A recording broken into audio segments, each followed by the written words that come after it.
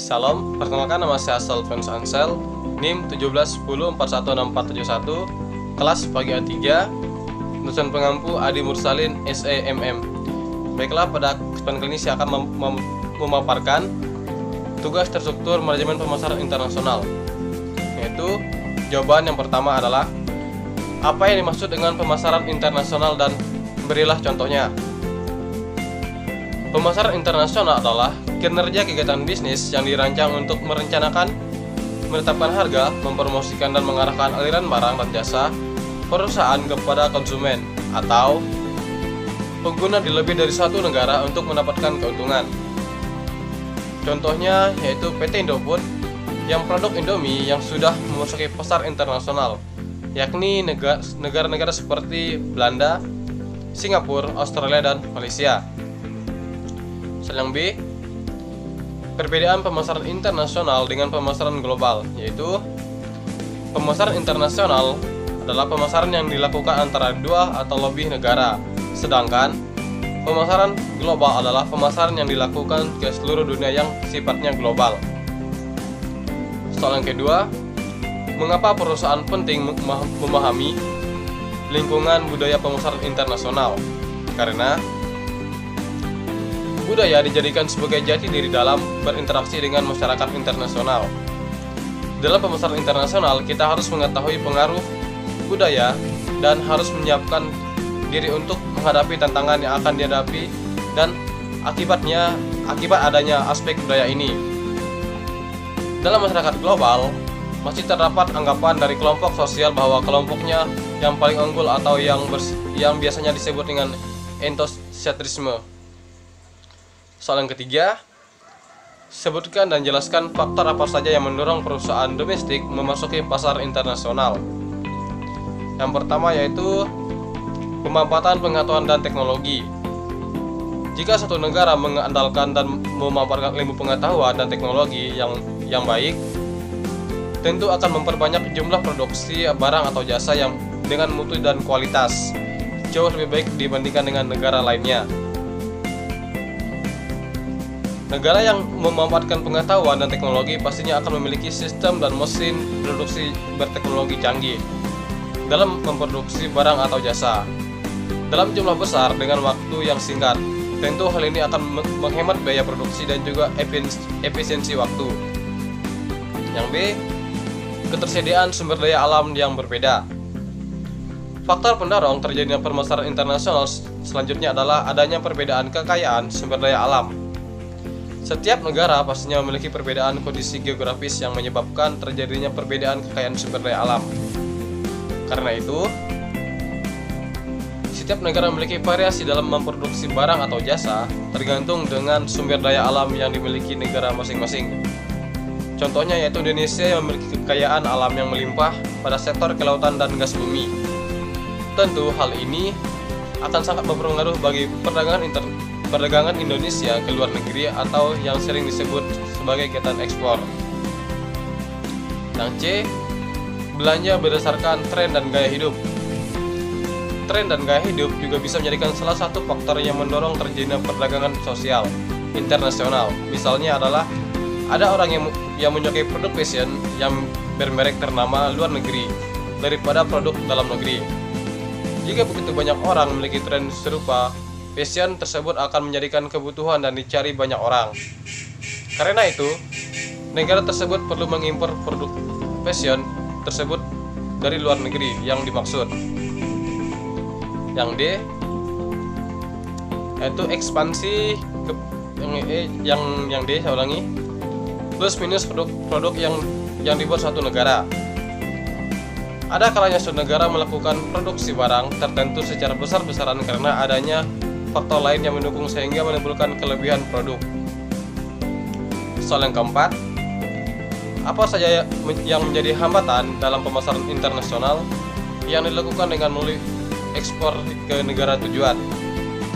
Yaitu tantangan yang sering dihadapi dalam kegiatan pemasaran internasional yaitu berupa kompetisi, hambatan hukum, kontrol pemerintah, dan perilaku konsumen yang bervariasi serta faktor ekologi dan cuaca lainnya. mengontrol semua faktor yang tersebut di atas untuk menciptakan pasar yang menguntungkan hampir tidak mungkin bagi pemasar karena kebanyakan dari mereka berada di luar kendali mereka. Soal yang kelima, mengapa perusahaan harus mempelajari segmentasi pasar suatu negara tujuan pemasaran internasional? Segmentasi pasar apa saja yang perlu dilakukan untuk mengetahui pelanggan potensial bagi produk perusahaan? Baiklah, segmentasi pasar adalah proses yang wajib dilakukan oleh suatu perusahaan. Mengapa? Yang pertama yaitu yang A. Pasar lebih mudah dibedakan. Segmentasi sangat diperlukan mengingat begitu luasnya karakteristik yang terdapat di pasar. Akan sulit bagi perusahaan untuk terus-menerus mengikuti selera konsumen yang terus berubah dalam kondisi pasar yang heterogen. Itulah mengapa banyak perusahaan yang cenderung menargetkan kelompok konsumen yang sifatnya homogen, karena lebih mudah untuk memahami selera konsumen. Yang B, pelayanan yang lebih baik.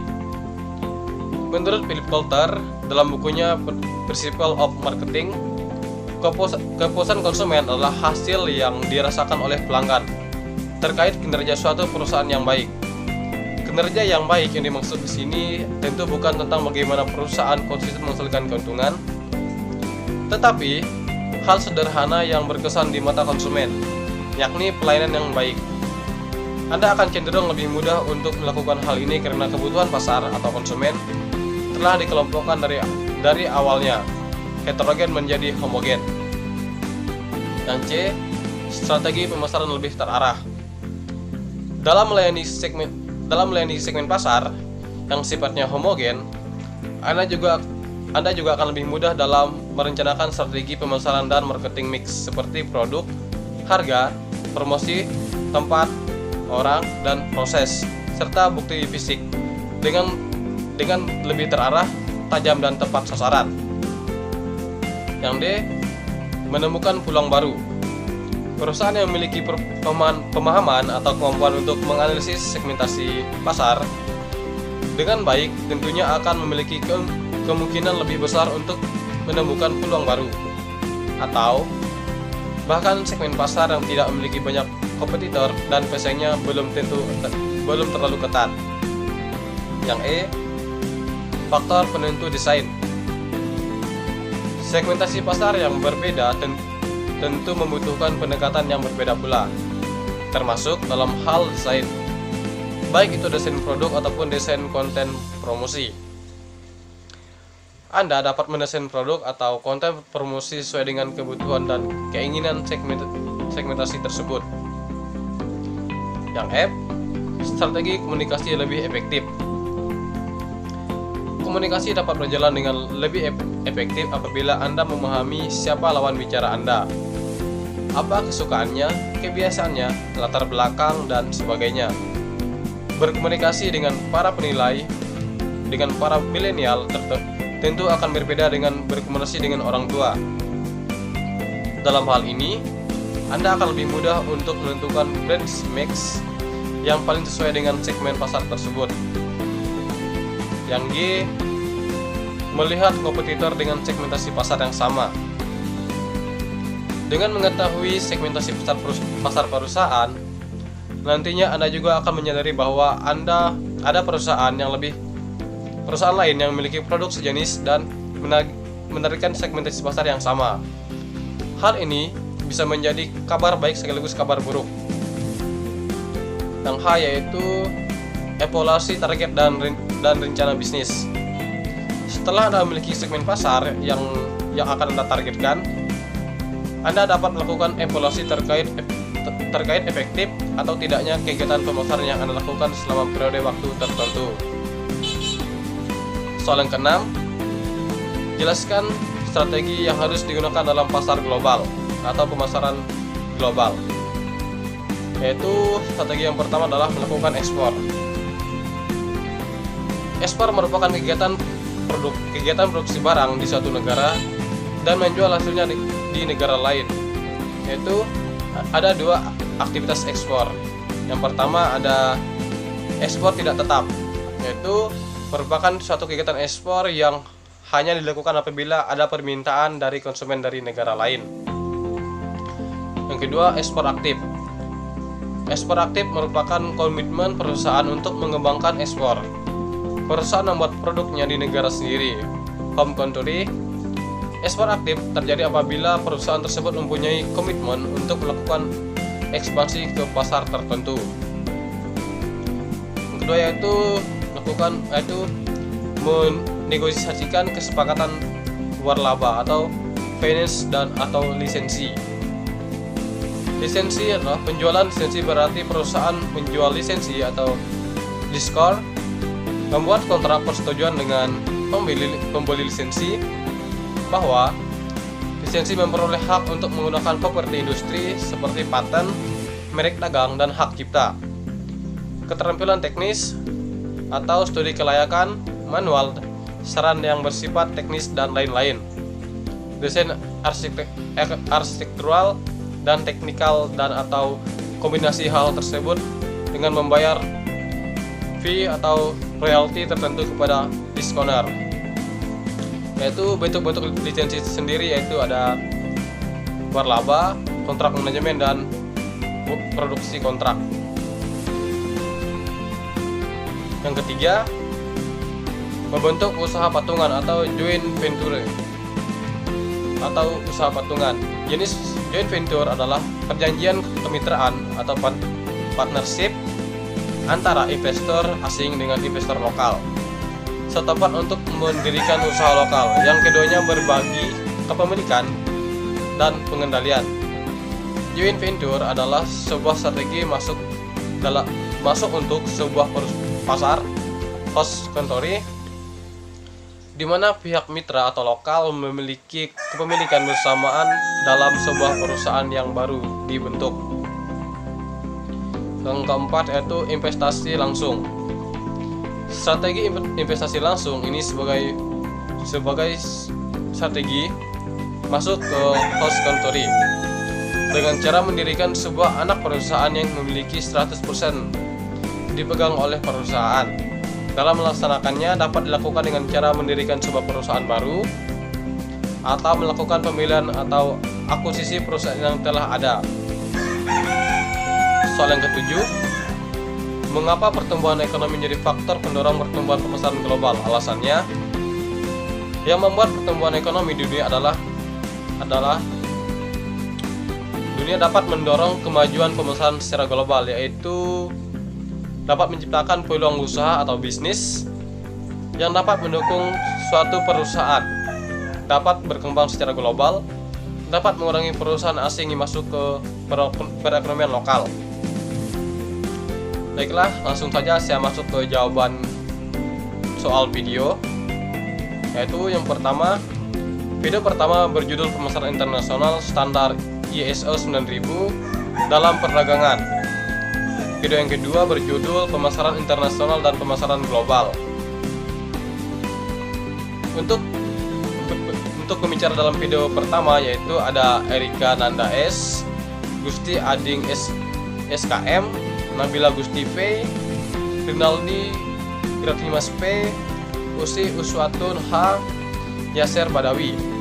Untuk video yang kedua yaitu pembicaranya adalah ada Parastia Sasabilah, ada Sophia Nurul Itzi, dan Widya Mutirasari. Untuk soal yang ketiga dalam video yaitu video yang pertama dibahas tentang faktor yang mendorong pertumbuhan perdagangan di suatu negara Eropa atau Amerika Utara, yaitu mutu barang dalam pencapaian harmonisasi dan standarisasi. Hambatan teknis tidak hanya dihadapi negara di Eropa tetapi di belahan negara-negara lainnya, tidak terkecuali negara berkembang. AFTA perdagangan kawasan bebas ASEAN dalam rangka globalisasi dunia dan pasar tunggal Eropa mendorong para perusahaan Indonesia untuk produktif dalam melakukan produksi karena Eropa menghendaki sertifikat mutu menurut ISO 9000. Di video yang kedua membahas tentang pemasaran internasional dan pemasaran global. Pemasaran internasional dan pemasaran global merupakan suatu hal yang sama yang hanya dibedakan dari pengertian. Pemasaran internasional adalah kinerja kegiatan bisnis yang didesain untuk merendahkan, menetapkan harga, mempromosikan, dan mengarahkan arus barang dan jasa. Sedangkan untuk pemasaran global sendiri, yaitu kegiatan oleh perusahaan yang menekankan pada upaya standarisasi, koordinasi lintas pasar, dan integrasi global.